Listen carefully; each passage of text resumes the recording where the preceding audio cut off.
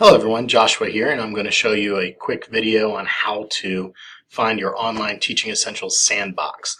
The sandbox is where you're going to create your mock course, which is your final project where you'll be demonstrating your ability to assemble the components of a well-designed online course. From your D2L page, if you click on the Course Select icon, you should be able to find your OTE sandbox. It will have your username. So for example, this is Jimmy Clark's, this is Aaron Fisher's, this is test. This is a generic one that I've created just so I can show you guys the basics without modifying one of your sandboxes. So be sure that it's pinned, so it's going to have the dark pin.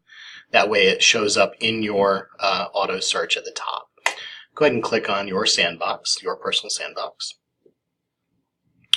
And once you get inside, you can see that we've built some structure here for you.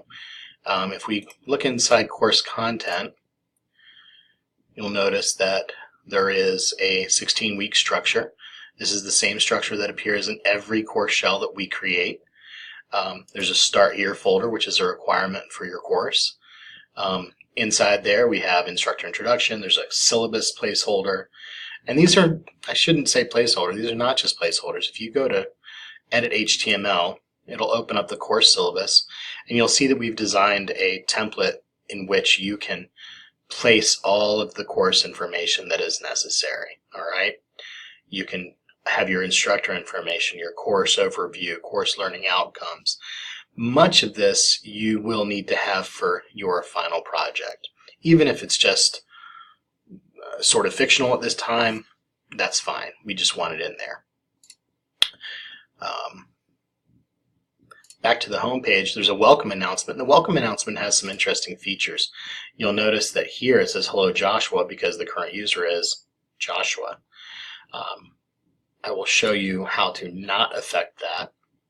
If you go inside editing the announcement, you'll notice these special brackets.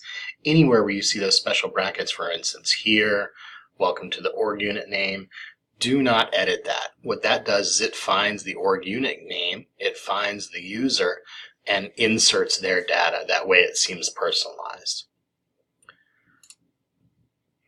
So this is your sandbox. If I go to content, we can see there's all these different weeks. If you're using a course that's only 4 weeks, you could click on week 16. It's going to show up, and you can delete week 16 if you'd like to. It's good policy to permanently delete and remove all materials associated. That way it keeps a clean course folder. If you guys have any questions, comments, concerns about your OTE sandbox, please do not hesitate to contact either myself or Jen Chenko. We'd be happy to help you out. Hope you have a good week. Bye-bye.